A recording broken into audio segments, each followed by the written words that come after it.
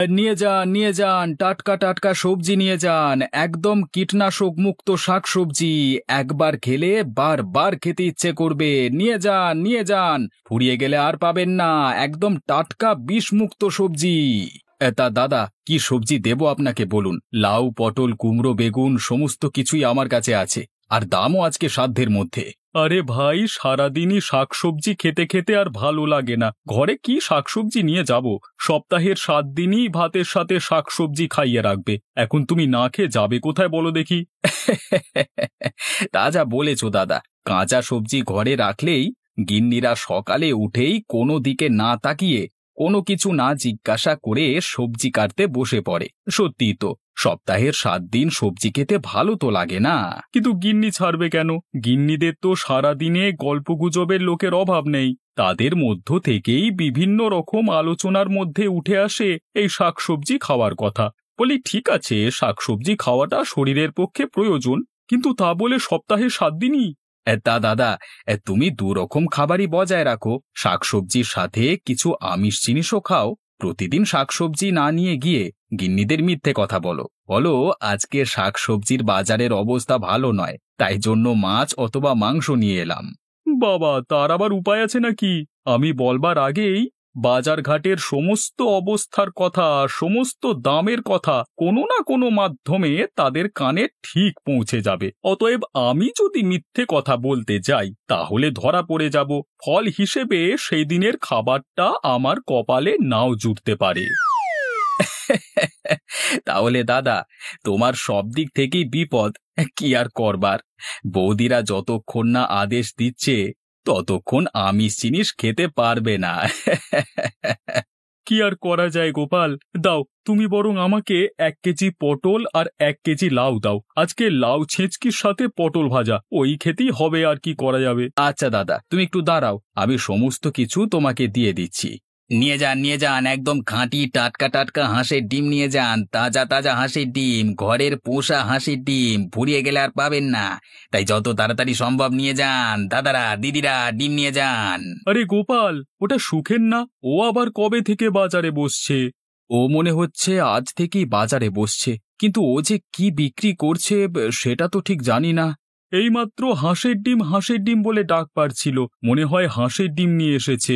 দু একটা হাঁসের ডিম কিনে নিয়ে গেলে কেমন হয়? ঘরে তো হাঁসের ডিম প্রায় ঢোকেই না। হ্যাঁ দাদা, কথাটা মন্দ বলনি। হাঁসের ডিম দিয়ে লাউয়ের তরকারি কিন্তু খুব সুন্দর লাগে, একবার খেয়ে দেখতে পারো, সারা জীবন মুখে লেগে থাকবে। ঠিক আছে গোপাল, তুমি যখন বলছো তখন আমি আজকে কয়েকটা হাঁসের ডিম কিনে নিয়ে যাই। গিন্নিকে যা হোক করে রাজি করিয়ে হাঁসের ডিম দিয়ে লাউয়ের তরকারি রান্না করাতেই হবে। প্রতিদিন আর এই শাকসবজি খেতে ভালো লাগছে না। গোপাল, তুমি আমাকে তাড়াতাড়ি আমার মালপত্রগুলো দিয়ে দাও, আমি তাড়াতাড়ি সুখেনের দোকানের সামনে যাই, না হলে আমি আবার ডিম পাবো না। হ্যাঁ দাদা, এই নাও তোমার মালগুলো। এমনিতেই হাঁসের ডিমের নাম শুনে সুখেনের দোকানের সামনে অনেক লোকজনের ভিড় হয়ে গেছে। তাড়াতাড়ি যাও, না হলে আর একটা ডিমও পাবে না। কি ব্যাপার সুখেন, আজ থেকেই হাঁসের ডিম নিয়ে এ বাজারে বসেছো মনে হচ্ছে? হ্যাঁ দাদা, আজ থেকেই হাঁসের ডিম নিয়ে বসলাম আমি এই বাজারে।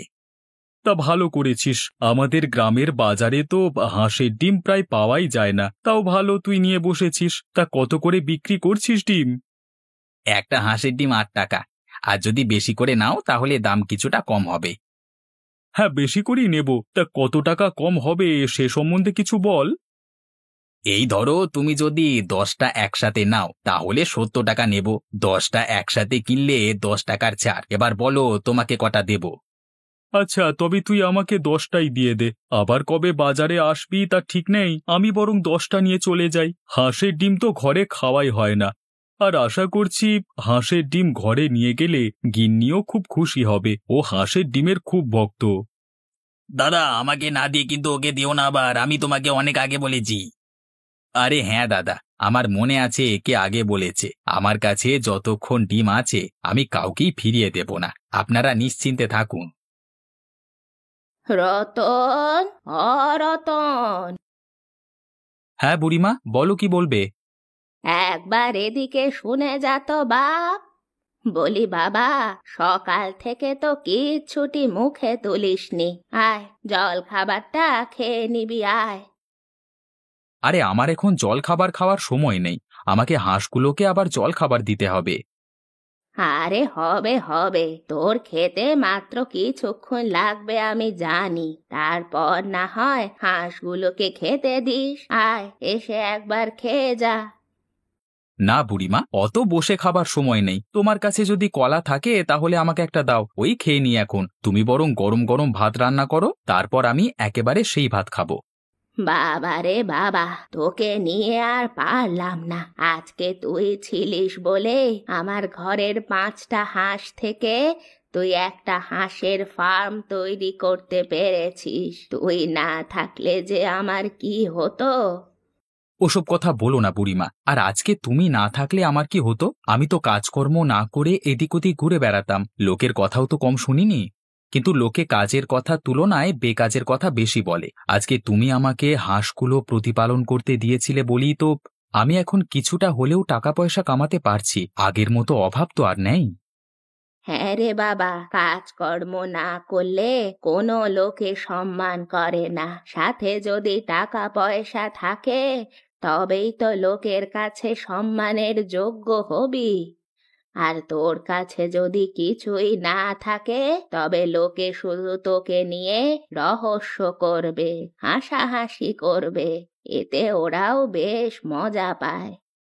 যাক বুড়িমা, ওসব কথা আলোচনা করে লাভ নেই। লোকের কথা আলোচনা করলে আমাদের চলবে না। আমাদের আরো বেশি করে হাঁস প্রতিপালন করে আমাদের ব্যবসা আরো বাড়াতে হবে। গ্রামের লোককে দেখিয়ে দিতে হবে আমাদের ক্ষমতা কত।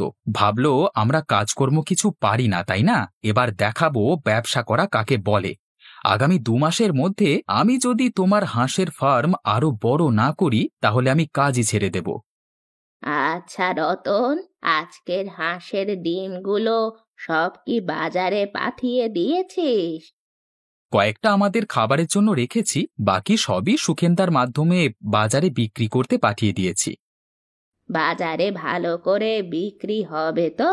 তোর কি মনে হয় আমাদের গ্রামের লোক হাঁসের ডিম কিনে নিয়ে যাবে? কিনে নিয়ে যাবে না মানে? তুমি জানো না আমাদের বাজারে হাঁসের ডিমের চাহিদা কত?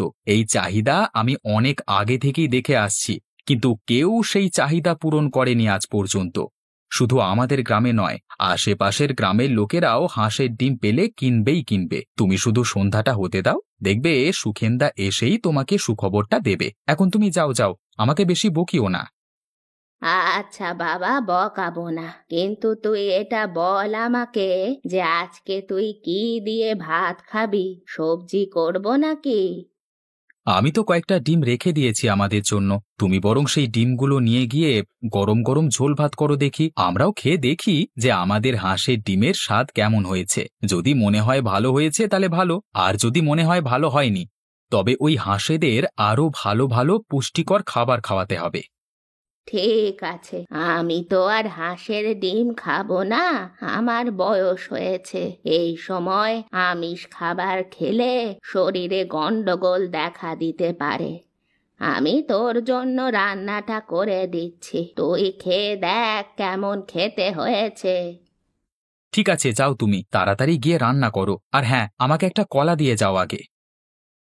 মা, এবার আমি একটু খেলতে যাই। আমার এদিকে লেখা, বাড়ির কাজ সব শেষ হয়ে গেছে। মিথ্যা কথা বলিস না পারো। সন্ধেবেলা যদি দেখি যে তোর একটা লেখাও হয়নি, তাহলে কিন্তু একটা মারও তোর মাটিতে পড়বে না। কথাটা মনে থাকে যেন।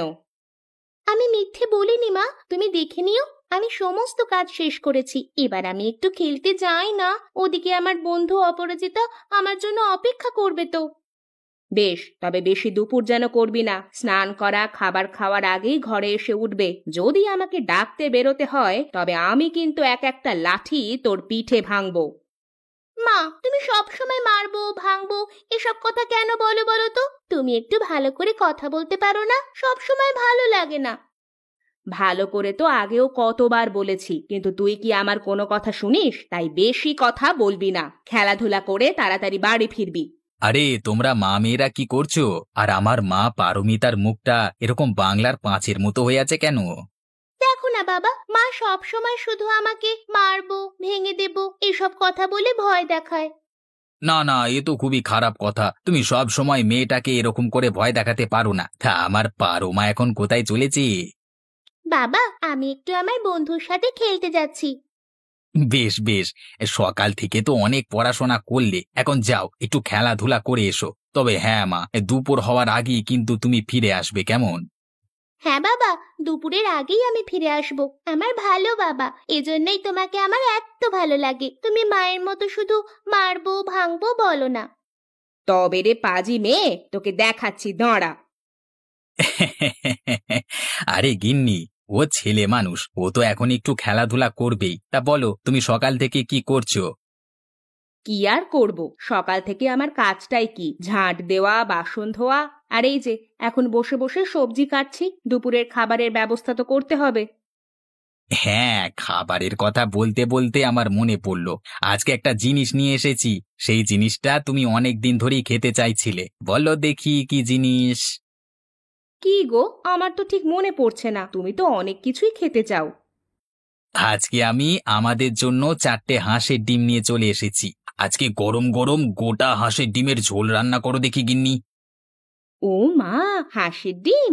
আমি কবে থেকে হাঁসের ডিম খাওয়ার জন্য অপেক্ষা করছি গো। আমাদের গ্রামে তো হাঁসের ডিম পাওয়াই যায় না। তাহলে তুমি কোথা থেকে আনলে হাঁসের ডিম? সত্যি আমার আজকে খুব আনন্দ হচ্ছে। কোথা থেকে আর আনবো, এই আমি আজকে থেকে হাঁসের ডিমের ফেরিওয়ালা হয়ে গেছি, বুঝলে? আমি বাজারে হাঁসের ডিম বিক্রি করতে বসছি। সত্যি, মানুষের মধ্যে হাঁসের ডিমের কি খিদে! আজকে বাজারে বসতেই নিমেষের মধ্যে সমস্ত হাঁসের ডিম শেষ হয়ে গেল।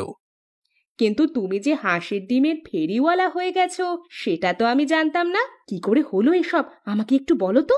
আর তুমিই বা হাঁসের ডিম কোথায় পেলে? আর বলো না, আমি তো সকালবেলায় ওই একটাই জমি দেখাশোনা করে এতদিন আমাদের সংসার টেনেছি। তা আজকে আমি যখন মাঠ থেকে ফিরছি, তখন হঠাৎ রতনের সঙ্গে দেখা। রতন বুড়িমার ঘরের পাশে একটা হাঁসের ফার্ম তৈরি করেছে। আমাকে বলল, দেখো সুখেন্দা, সুযোগ কিন্তু বারবার আসে না। আমি এই হাঁসের ফার্ম ছেড়ে যেতে পারবো না। তাই আমি তোমাকে বলছিলাম যে তুমি যদি গিয়ে হাঁসের ডিমগুলো বাজারে বিক্রি করে আসো, তাহলে তোমার সারা দিনে আরো একটা কাজ তুমি পেয়ে যাবে। এখন তুমি বলো, তুমি রাজি আছো কিনা? দেখ ভাই রতন, আমার তো অনেক দিনের ইচ্ছে যে নিজের একটা ব্যবসা করব, কিন্তু সেই ইচ্ছে যে কবে পূরণ হবে তা তো জানি না। তবে তুই যখন একটা কাজের সুযোগ আমাকে দিচ্ছিস, আমি তখন না করব না। তুই আমাকে একটু বল দেখি, আমাকে কি করতে হবে? বেশি কিছু করতে হবে না। তোমার কাজ হলো প্রত্যেকদিন সকালবেলায় এসে আমার কাছ থেকে হাঁসের ডিম নিয়ে যাওয়া। তারপর সেই হাঁসের ডিমগুলো বাজারে বিক্রি করে তোমার লাভের টাকা তোমাকে দিয়ে বাকি টাকা আমি নিজের কাছে রেখে দেব। এখন বলো, রাজি আছো কিনা? ঠিক আছে, তুই যখন বলছিস, তখন আমি আজ থেকেই বাজারে গিয়ে বসি। কই, তুই তবে আমাকে কতগুলো হাঁসের ডিম দে দেখি আজকে। ব্যাস, এই হলো ঘটনা।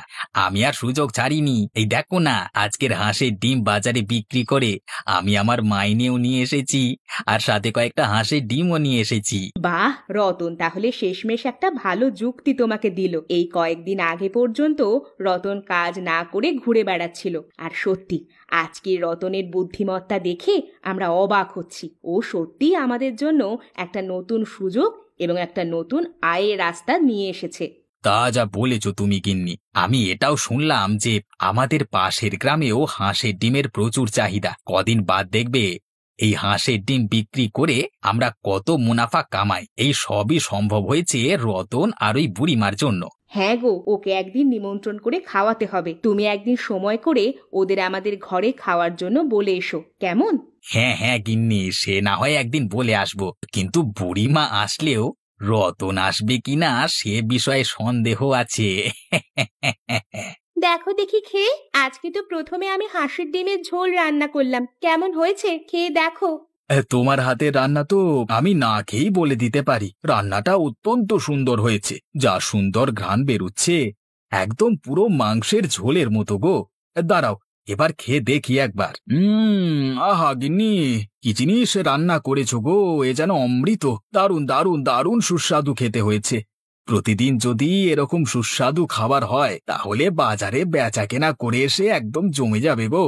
না গো, প্রতিদিন এক জিনিস খেতে ভালো লাগে না। আচ্ছা, একটা কথা বলো তো, হঠাৎ করে তুমি হাঁসের ডিম কোত্থেকে পেলে?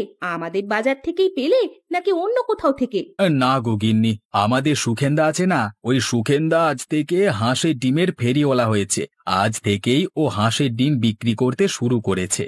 শুনলাম রতন নাকি আমাদের ওই বুড়িমা আছে না, ওই বুড়িমার ঘরের পাশে একটা হাঁসের ফার্ম দিয়েছে। সেই হাঁসের ফার্ম থেকেই ডিম নিয়ে এসে বিক্রি করে সুখেন্দা ব্যবসা শুরু করেছে।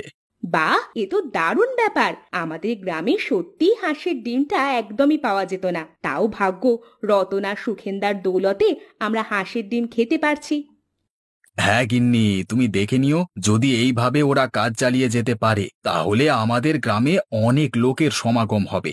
আমাদের হাটে এখন যে পরিমাণে লোক দেখছো তার থেকেও 5 গুণ লোক বেশি আসবে। তার মানে বুঝতে পারছো, সব দিক থেকেই সুবিধে। ওদের ব্যবসাও যেমন বাড়বে, আমাদের সবজি ব্যবসাও ততটা পরিমাণেই বাড়বে। বাড়িতে কেউ আছো?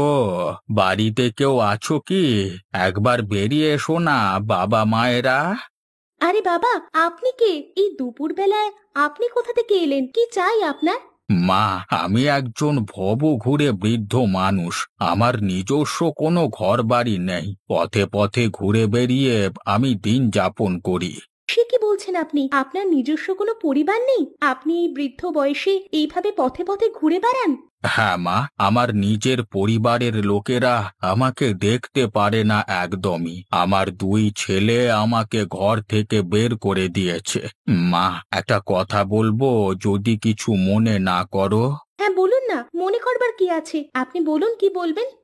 মা, অনেকদিন কোনো খাবার খাইনি। তোমার বাড়ির পাশ দিয়ে যখন যাচ্ছিলাম তখন তোমার বাড়ি থেকে খুব সুন্দর খাবারের ঘ্রাণ আসছিল। যদি কিছু মনে না করো, আমি কি 2টো খাবার পেতে পারি? নিশ্চয়ই বাবা, আপনি এই দুপুরবেলায় আমাদের বাড়িতে এসেছেন আর আমি আপনাকে না খাইয়ে ছেড়ে দেব? আপনি এই দাওয়ায় উঠে এসে বসুন, আমি আপনার জন্য খাবার নিয়ে আসছি। এই নিন বাবা, আপনি এই খাবারটুকু খেয়ে নিন। ডিম? কতদিন যে ডিম খাইনি। এটা কিসের ডিম মা? বাবা, এটা হাঁসের ডিম। আপনি খেয়ে বলুন তো আমি কেমন রান্না করেছি। কি হলো বাবা, আপনি শুধু শুধু কাঁদছেন কেন? আমার রান্না কি ভালো হয়নি? না রে মা, তোর রান্না খুবই সুন্দর হয়েছে, একদম যেন অমৃত খাচ্ছি। হঠাৎ করে আমার অতীতের অনেক কথা মনে আসায় আমার চোখ দিয়ে জল বেরিয়ে এলো। আপনার যদি মনের কোনো কষ্ট থাকে সেটা আমাদের কাছে বলতে পারেন। বাবা, আমার যখন তোমার মতো বয়স তখন আমিও বাজার থেকে অনেক কষ্ট করে 2টো হাঁস কিনে নিয়ে এসে পুষেছিলাম। আমি আমার গিন্নি মিলে সেই হাঁসেদের যত্ন সহকারে পরিচর্যা করতাম। এক সময় তারা ডিম দিল। সেই ডিম আমি বাজারে ফেরি করে কিছুটা টাকাও কামাতে শুরু করলাম। হাতে কিছুটা টাকা আসাতে আমাদের সাংসারিক জীবনে উন্নতি হতে লাগলো। কিন্তু বাইরের মানুষের শত্রুতা এত, তারা একদিন হিংসে করে আমার অজান্তে আমার পোষা 2 হাঁসকে মেরে ফেলেছিল। তারপর থেকে আমি হাঁসের ডিম খাওয়া বন্ধ করে দিয়েছিলাম।